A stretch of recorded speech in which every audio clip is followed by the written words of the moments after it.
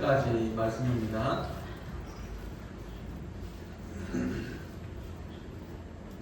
창세기 16장 7절부터 16절까지 말씀입니다.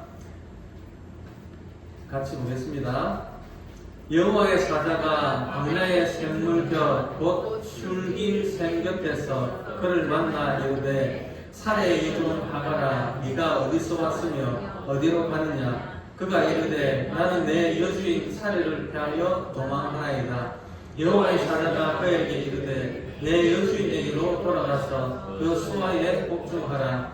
여호와의 사자가 또 그에게 이르되 내가 네 씨를 크게 건설하여 그 수가 많아 셀 수 없게 하리라. 여호와의 사자가 또 그에게 이르되 내가 임신하였은즉 아들을 낳으리니 그 이름을 이스마엘이라 하라. 이는 여호와께서 내 고통을 들으셨음이니라. 그가 사람 중에 들나귀같이 되리니 그의 손이 모든 사람을 치겠고 모든 사람의 손이 그를 찢으며 형제가 대항에서 살리라 하니라. 하갈이 자기에게 이르신 여호와의 이름을 나를 살피시는 하나님이라 하였으니 이는 내가 어떻게 여기서 나를 살피시는 하나님을 배웠는고 하니라. 이름으로 그 샘을 베엘라 헤로이라 불렀으며 그것은 가데스와 베렛 사이에 있더라. 하갈이 아브라함 아들을 낳음에 아브라함이 하갈이 낳은 그 아들을 이름하여 이스마엘이라 하였더라. 하갈이 아브라함에게 이스마엘을 낳았을 때에 아브라함이 82세였더라. 아멘. 오늘 말씀의 제목은요, 하갈아 내가 어디로 가느냐입니다. 하나님께서 아브라함을 부르시면서 이렇게 이야기를 했습니다. 창세기 12장 1절부터 3절까지 말씀인데요.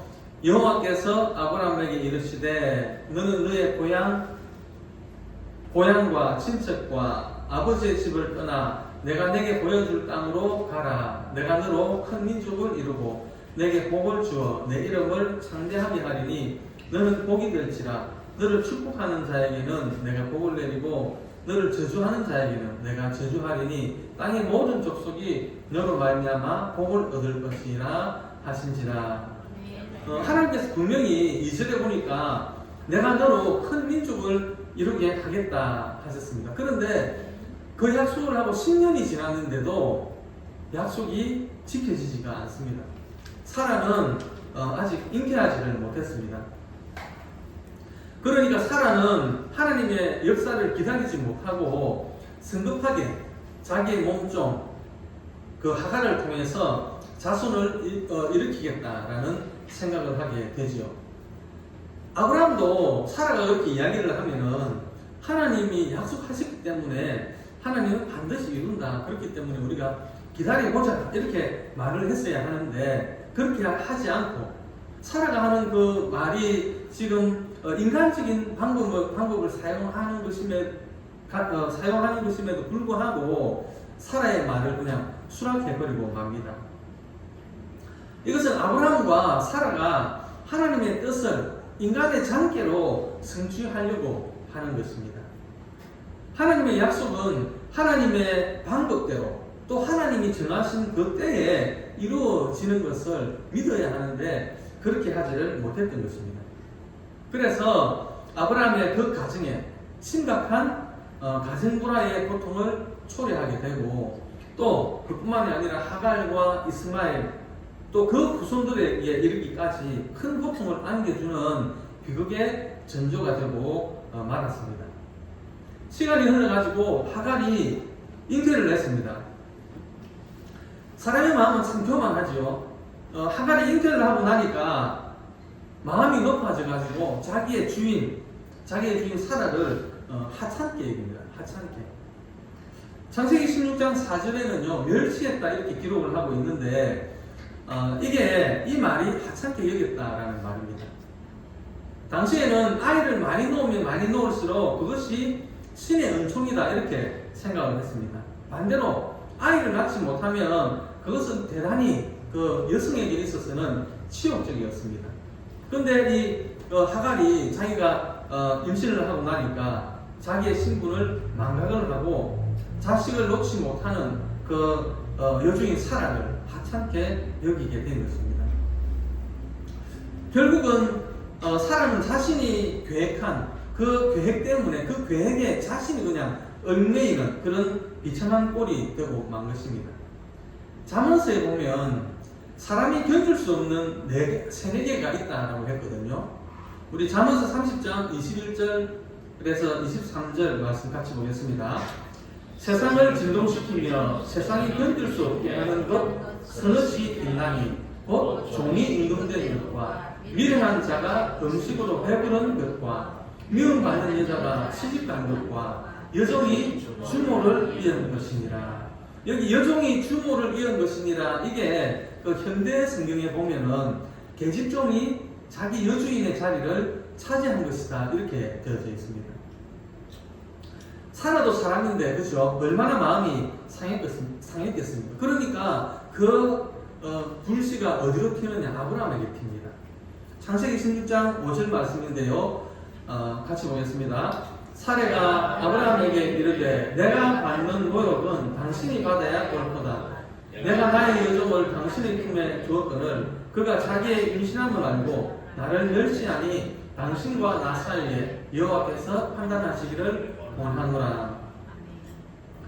사라 본인이 하나님의 약속을 기다리지 못하고 자기의 생각대로 일을 해가지고 일을 이렇게 만들어 놓았지 않습니까? 그런데 이제 와가지고는 자기의 몸종으로부터 그 멸시를 받으니까 그 책임을 아브라함에게 전가를 하는 것입니다. 그러니까 이제 아브라함이 사라에게 할 말이 없으니까 그렇게 이야기하죠. 당신의 종이니까 당신의 뜻대로 해라 이렇게 합니다. 그래가지고 상황은 다시 또 역전이 되죠. 그래가지고 사라가 이제 하갈을 학대하기 시작을 합니다. 그래서 하갈은 자기 고향 애굽으로 가기 위해서 사라를 이제 도망쳐 나오게 됩니다. 뭘 제대로 챙겨서 나왔겠습니까? 아무것도 준비한 것 없이 심신이 지치는 가운데 또 임신을 해놓으니까 몸이 얼마나 무겁겠습니까? 그렇게 지친 몸으로 광야 술김 샘 곁에서 절망과 회한의 한숨을 쉬고 있을 때에 하나님의 사자가 나타납니다. 우리가 언뜻 생각하기에는 아브라함의 하나님이고 그리고 믿는 사람의 하나님인데 하갈은 버려진 존재이지 않습니까? 그렇게 생각을 할 수가 있는데 그러나 하나님은 모든 인류의 하나님이십니다.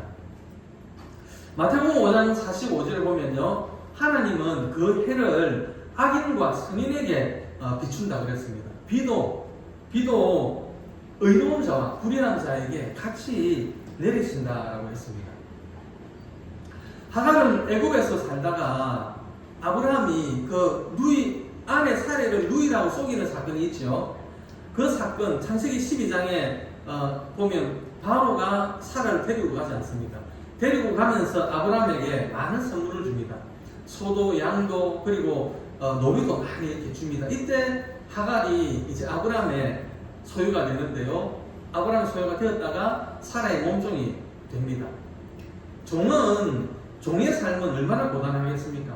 거기에다가 주인 사라 때문에 원하지 않는 임신까지 하게 되었습니다. 그런데 이제 와가지고 아브라함도 자기를 버리고 또 사라도 자기를 버립니다. 하갈이 그 샘 곁에 있을 때 하나님의 사자가 오셔가지고 나타나가지고 하갈에게 새로운 인생을 제시해 주죠. 창세기 16장 8절 말씀입니다. 창세기 16장 8절에 같이 보겠습니다. 이르되 사레의 여종 하갈아 네가 어디서 왔으며 어디로 가느냐? 그가 이르되 나는 내 여주인 사레를 피하여 도망하나이다. 사라의 여종 하갈아 네가 어디서 왔으며 어디로 가느냐? 여러분, 이 질문은 오늘 우리에게 하는 질문이기도 합니다. 이 질문에 하갈은 나는 내 여주인 사레를 피해서 도망하고 있습니다 라고 이야기를 하는데요. 이 말은 내가 지금 도망을 하고 있는데 어디로 가야 될지를 모르겠습니다 라는 말과 같은 말입니다. 하갈은 참 억울하죠. 종으로 살다가 자기가 원하지 않는 임신도 하고 자기가 믿었던 그 아브라함에게 버림도 받고 또 사라에게도 버림을 받습니다. 그런데 하나님은 이 사라를 버리지 않으셨습니다. 우리가 이것을 꼭 기억했으면 좋겠습니다. 하나님은 어떠한 경우에라도 우리를 절대 버리지 않습니다. 하나님은 여러분의 신음소리를 다 듣고 계십니다. 억울한 마음도, 그리고 애통하는 마음도, 때로는 분한 마음도 우리 하나님이 다 알고 계십니다. 이스라엘 민족이 애굽에서 400년 동안 그 종살이를 할 때에 하나님이 그들의 신음소리를 듣고 모세를 보내서 이스라엘 민족을 출애굽을 시킵니다. 이사야서 49장 15절 말씀인데요. 우리 같이 한번 보겠습니다. 여인이 어찌 그 젊은 자식을 잊겠으며 자기 폐에서 난 아들을 긍휼히 여기지 않겠느냐. 그들은 혹시 잊을지라도 나는 그를 잊지 아니할 것이라. 젖먹이는 어미가 그 자식을 잊을 수 안 잊죠. 안 잊는데 사람이기 때문에 잊을 수가 있다고 합니다. 그런데 우리 하나님은 그 젖먹이는 어미가 자식을 잊는다 해도 우리 하나님은 절대로 우리를 잊지 않겠다라고 말씀을 하고 있습니다. 요한복음 14장 18절 말씀입니다.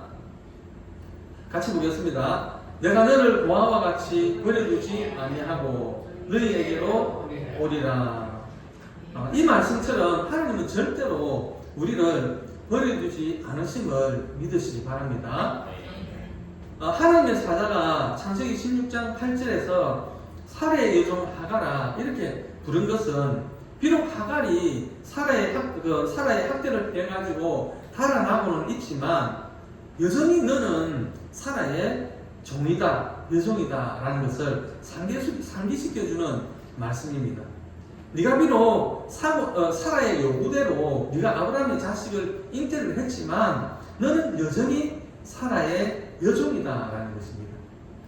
종은요, 도망친다고 해서 그 신분이 바뀌지 않습니다. 자유로워지지 않습니다. 그래서 다시 묻습니다. 네가 어디서 왔느냐? 너는 지금 어떻게 하다가 무엇 때문에 지금 이 지경에 처했느냐라는 질문입니다. 하나님이 몰라서 물은 것이 아니죠. 하나님은 다 알고 계십니다. 가인이 평소에 삶이 악해서 하나님이 그 예배를 안 받으신 것도 알지요. 그래서 하나님이 죄가 너를 원하지만은 너는 죄를 이기고 죄를 다스리라 라고 말씀을 했듯이 하갈이 주인집에서 도망쳐 나오게 된 이유를 아시지만 네가 어디서 왔느냐라고 물으시는 것은 마치 하나님이 가인의 마음에 도사리고 있는 그 죄를 다스리라고 한 것처럼 하갈에게도 너 자신을 돌아보라는 것입니다. 종의 신분으로 주인을 업신여기고 교만했던 너 자신을 회개하라는 말씀입니다. 이것은 범죄한 인간이 자신의 현 위치를 깨닫고 회개하기를 바라시는 하나님 아버지의 부르심입니다. 하갈이 이 잘못을 회개하고 돌아서서 다시 종의 자리를 지키라는 말씀입니다. 창세기 16장 9절 말씀입니다. 여호와의 사자가 그에게 이르되 내 여주인에게로 돌아가서 그 수하에 복종하라. 하나님의 말씀은 네 대신에 내가 복수해줄게. 아브라함이 니인데 사라가 니인데 그렇게 못되게 했나? 내가 복수해줄게. 그런 것이 아닙니다. 아브라함보다 더 너를 창대케 하게 해주겠다. 그런 것이 아닙니다. 그 지긋지긋한 그 사라의 학대 아래로 다시 돌아가라는 것입니다. 이 말씀을 듣는 순간에 하갈의 마음은 하갈의 마음이 어땠을까요? 예, 돌아가겠습니다. 그렇게 했을까요? 아닙니다. 나는 죽어도 못 돌아갑니다라고 했을까요? 아마 죽어도 못 돌아가겠습니다. 그렇게 그런 마음이었을 것입니다. 그러나 우리가 여기서 발견할 수 있는 믿음의 비밀이 하나 있습니다. 그건 뭐냐면 바로 순종입니다. 순종. 여러분, 축복의 열쇠는 순종에 있습니다. 내 여주인에게로 돌아가는 그 말 속에는 네가 여주인에게로 돌아가면 여전히 그 여주인이 너를 괴롭히는 것이 아니고 그 여주인도 내가 간섭을 해서 그 마음이 변해 있을 것이다 라는 말입니다. 순종이 세상을 변화시킵니다. 순종이 상황을 변화시킵니다. 참된 행복은 우리가 제자리로 돌아가는 것입니다. 하나님과의 관계에서 정 위치로 돌아가는 것이 행복의 길입니다. 그러나 인간은 하나님께로 돌아가기를 싫어하죠. 그럼에도 불구하고 하나님은 계속해서 내게로 돌아오라고 말씀을 하고 계십니다. 제 위치로 돌아가라는 말씀은 하갈을 괴롭히기 위해서 하는 말씀이 아닙니다. 물론 하갈의 입장에서는 돌아가는 것이 정말 싫겠지요. 쉬운 일이 아니죠. 어려운 일이고 고통스러운 일일 것입니다. 그러나 힘들고 고통스럽고 자존심이 상하고 어렵지만 돌아가겠다고 마음을 먹으면 하갈의 마음가짐도 달라지게 되는 것입니다. 자기의 성격을 죽일 것입니다. 아랫사람과 윗사람은 모두가 자기 자리로 돌아가야 합니다. 우리로 하여금 깨어진 자리로 다시 돌아오게 하는 것은 바로 순종하는 마음입니다. 내 감정이 아니라 하나님의 말씀에 순종하는 것입니다. 우리에게 친히 순종의 본을 보여주신 분이 예수님이죠. 빌립보서 2장 6절부터 보게 되면 8절까지 보면 그는 근본 하나님의 본체시나 하나님과 동등됨을 취할 것으로 여기지 아니하시고 오히려 자기를 비워 종의 형체를 가지사 사람들과 같이 되셨고 사람의 모양으로 나타나사 자기를 낮추시고 죽기까지 복종하셨으니 곧 십자가에 죽으심이라 라고 했습니다. 히브리서 5장 8절 9절 말씀도 보겠습니다. 그가 아들이시면서도 받으신 고난으로 순종함을 배워서 온전하게 되셨은즉 자기에게 순종하는 모든 자에게 영원한 구원의 근원이 되시고. 하나님의 구원의 역사는 예수 그리스도의 순종으로 완성이 되었습니다. 하나님의 축복도 여러분의 순종으로 완성이 되는 것입니다. 가정의 축복도 여러분의 순종으로 완성이 됩니다. 자녀 간의 회복도 우리의 순종으로 회복이 되는 것입니다. 하나님의 사자가 하갈에게 네가 어디로 가느냐라고 물으셨습니다. 네 고향이라고 해서 네가 애국으로 도망을 치고 있지만 그 길은 분명히 잘못된 길이라는 말씀입니다. 아브라함은 하나님께서 복의 근원으로 선택하신 축복의 장막인데 견디기 힘들다고 해서 그것을 벗어나는 것은 결코 축복이 될 수 없다는 것입니다. 그래서 축복의 장막 아브라함에게로 돌아가라라는 것입니다. 애국이 아무리 크고 그리고 아무리 편해 보일지라도 그곳은 하나님의 축복의 약속이 없는 곳입니다. 그래서 이스라엘이 출애굽을 해가지고 가나안으로 가면서 그 여정길에 그 광야 생활에서 자꾸만 애굽으로 돌아가자고 했던 사람들이 있죠. 그 사람들은 결국은 가나안 땅에 들어가지를 못한 것입니다. 우리는 예수 그리스도를 믿음으로 하나님의 자녀가 되고 약속대로 유업을 이을 자들입니다. 우리의 삶이 힘들고 또 어려워도 하나님을 향한 믿음과 말씀의 순종함으로 풍족함과 형통함으로 채워지는 복된 성도님들이 되시기를 주님의 이름으로 축원드립니다. 아멘. 이 시간 잠시 기도하겠습니다.